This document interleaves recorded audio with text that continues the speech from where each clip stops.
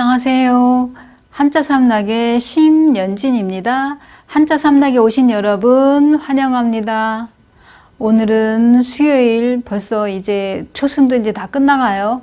자, 시간이 이렇게 하루하루 지나다 보면은 이 무더운 날도 이제 언젠가는 이제 시원한 날로 바뀌겠죠. 그럼 시원하게 한번 공부해 볼게요. 제가 준비한 거는 족보보. 자, 이 족보보는 요렇게만 동그라미 친 거 넓을보 이미 한번 했죠. 이 넓을보는 254강에서 이미 했어요. 그러면은 이 족보보가 들어가는 거 보면은 족보, 계보, 악보, 순회보, 이게 맞아요. 흔하게 쓰는 이제 그 한자예요. 그러면 넓을보가 나왔잖아요.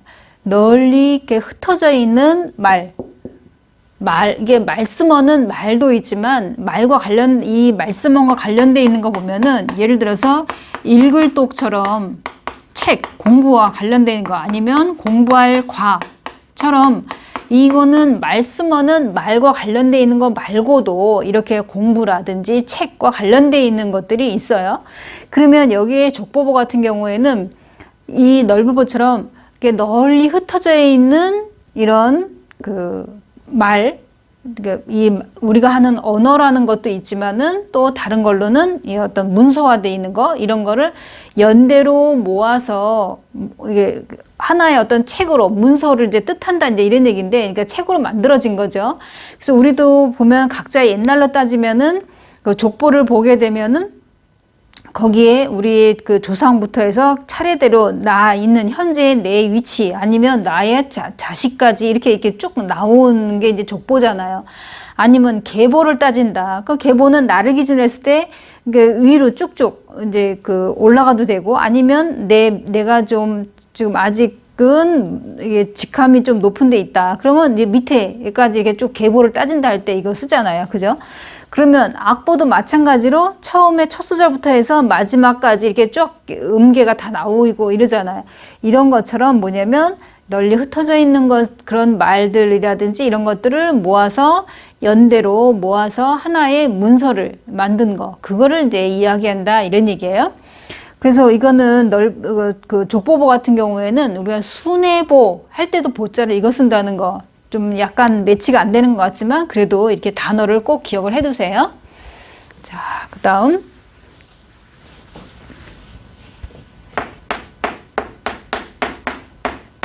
이거는 웃음소. 이 웃음소가 들어가는 거 보면 뭐 미소, 담소, 폭소, 뭐 소문 만복래, 그러니까 웃으면 복이 온다, 이런 얘기죠. 또 아니면 일소, 일로 한 번 웃으면 한 번 젊어지고 그다음에 한 번 화내면 한 번 늙어진다, 이제 이런 얘기도 있잖아요. 그럼 여기에 보면 이거는 우리가 이제 뭐 젊을요, 어릴요. 자, 이거는 어릴요 같은 경우에는 큰 데가 부수예요. 큰 데에다가 획 하나 딱 긋고 이제 어릴요 이렇게 나왔는데, 이런 거 그러니까 주어진 부수에 점 하나, 획 하나, 이런 거를 추가하나 빼서 전혀 다른 뜻을 나타내는 걸 육수에서 지사문자 이렇게 얘기하잖아요. 지사문자예요. 그러면은 이 글자 같은 경우에는 큰 데가 부수라고 그랬어요. 그러면 큰 데는 사람이 이렇게 서 있는 모양을 말하는 건데, 거기에 지금은 점이 하나 이렇게 딱 찍힌 거예요. 그럼 뭐냐면 이게 약간 서 있는데 오른쪽으로 좀 구부러져 있는 모습을 말한다, 이렇게 나와요. 이 글자 자체가, 어릴 요자가. 그러면 이 어릴 요자하고 대나무죽이랑 결합이 되어갖고 웃음소리가 나왔어요. 그러면 이 뜻이 뭐냐면, 풀이를 하자면은 자원풀이 설명을 해드리자면 뭐냐면, 바람에 이게 대나무 잎이, 그러니까 이 대나무가 이렇게 여기 나와 있잖아. 이거는 우리가 구부러질 요라는 뜻도 있어요. 자전에 보면. 그러니까 어리다라는 뜻도 있고 구부러지다라는 뜻이 있어요. 그러면은 이게 구부러져서 한쪽으로 이렇게 치우친 거를 말하는데, 이게 바람에 나무가 약간 이제 구부러지듯이 휘어지듯이 이러다 보니까 이게 그 잎이 이렇게 스치는 소리가 마치 꼭 사람이 허리를 구부리고 이렇게 웃는 것 같다. 이제 이렇게 해서 웃음소가 나온 거예요.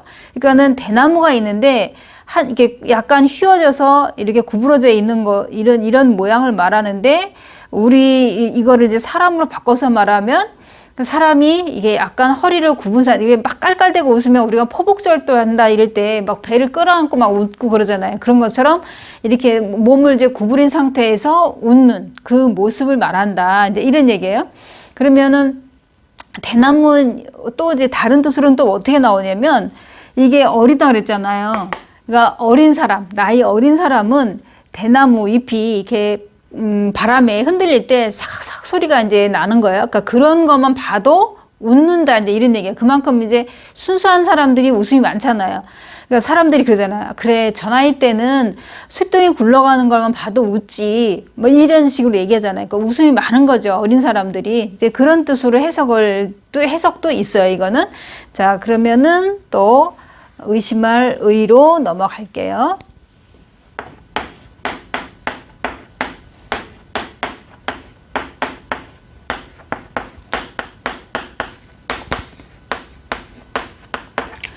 자, 이 의심할 의는 예를 들어 말 그대로 의심, 의문을 갖는다, 의혹이 있다, 의구심 이럴 때 이제 흔하게 쓰는 건데, 여기에 부수는 여기 발소가 부수예요. 허벅지부터 발바닥까지라 그랬잖아요. 발소는. 그러면 뒤에 점 찍힌 거는 뭐로 나오냐면 아들자로 나와요. 이 그 자원 설명에 보면은. 그러면 이 글자 자체가 사람이 지팡이를 짚고 가다가 고개를 이쪽으로 이리 가야 되나 저리 가야 되나 이렇게 어느 쪽으로 가야 되지 하고 이제 그런 의미가 의심한다는 뜻으로 이제 바뀌었다 이렇게 나오는데, 제가 이 글자 획이 많잖아요. 그러면 외우기 쉬운 방법으로 전에 제가 수물은자 이렇게 외우기 쉽게 설명했듯이 이것도 한번 그런 식으로 설명해 드려 볼게요.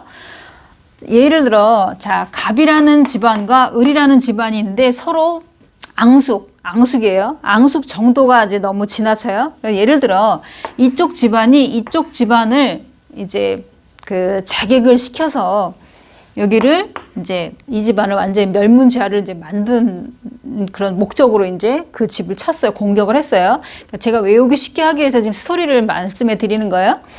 근데 이제 이 집에 한 10살 정도 된 애가 다락방에서 놀다가 막 엄마 아버지가 돌아가시고 막 뭐 칼에 맞고 막 이런 걸 보니까 놀래갖고 숨을 못 쉬고 이제 그걸 보고 있는 거예요. 문틈으로.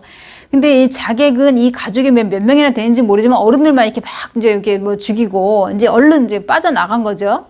그러니까 여기 있다가는 자기도 죽을 것 같으니까 이 집 아이가 이제 산에 들어가서 이제 수련을 한 거죠. 무술을 이제 익힌 거죠. 왜냐하면 이 집에 복수를 이제 한다고. 그러면 나중에 이제 10년이 지났어요.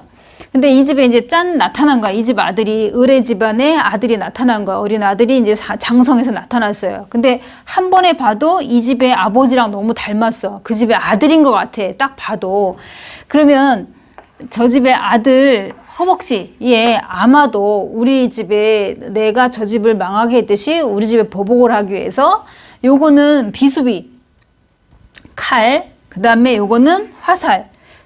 그 화살촉 같은 거 이제 이런 거를 허벅지에다가 넣어 갖고 왔을 것이다 하고 의심한다 이게 생각하시면 되잖아요. 그러면 여기 뒤에 그 집의 아들의 허벅지에 아무래도 비수, 날카로운 칼과 화살촉 이런 것을 숨겨 갖고 왔을 것이다 하고 의심한다 이렇게 생각하시면 획이 많아도 외우기가 쉽지 않나 이런 생각이 들어요. 그러니까 제가 이게 아까 자원 설명은 자원책에 있는 거고, 지금 나중에 제가 말씀드린 거는 제가 외우기 쉽게 이제 설명해 드린 거예요. 한자는 획이 많고 이래도 그 스토리를 생각하면 이게 어렵지는 않아요. 그러니까는 연상을 하시면서 외우시면 획이 많은 것도 쉽게 소화낼 수 있다는 게 한자의 어떤 또 다른 매력이 있어요. 사실은. 그죠? 자, 그러면 제가 준비한 이 세 자 여기서 마치고요. 그럼 목요일 날 또 새로운 글자로 찾아뵙겠습니다. 지금까지 한자 삼락의 심연진이었습니다. 안녕히 계세요.